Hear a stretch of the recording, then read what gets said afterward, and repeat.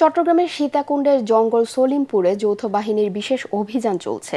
সকাল ৬টায় সেনাবাহিনী, র্যাব ও পুলিশের প্রায় ৫,০০০-এর বেশি সদস্য নিয়ে অভিযান শুরু হয়। সেনাবাহিনীর সাঁজোয়া ট্যাংকারের পাশাপাশি রয়েছে বাহিনীর বিশেষ বিমান। গত জানুয়ারি মাসে অভিযানে গিয়ে এক র্যাব কর্মকর্তা নিহত হওয়ায় নতুন করে আলোচনায় আসে জঙ্গল সলিমপুর।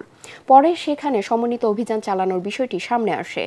তবে জাতীয় সংসদ নির্বাচন সামনে থাকায় ওই সময় আর অভিযান চালানো হয়নি। আজ সকাল থেকে জঙ্গল সলিমপুরের চারপাশ ঘিরে ফেলে যৌথ বাহিনী।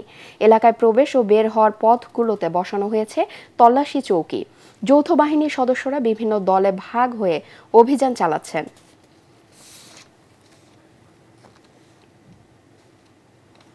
দর্শক, এই মুহূর্তে জঙ্গল সলিমপুরে আছেন সহকর্মী ইরফানুল হক। সেখান থেকে তিনি জানাচ্ছেন অভিযানের সবশেষ খবর।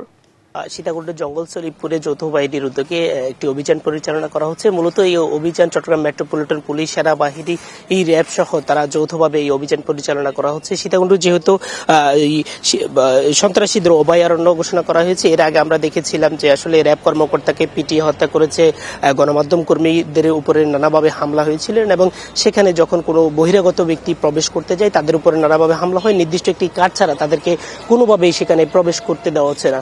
এই সকল অভিযোগের পরিপ্রেক্ষিতে কিন্তু আইনশৃঙ্খলা বাহিনী যৌথভাবে এই অভিযান পরিচালনা করা হচ্ছে। প্রায় ৩,০০০-এরও বেশি আইনশৃঙ্খলা বাহিনীর উপস্থিতিতে কিন্তু এই অভিযান পরিচালনা করা হচ্ছে।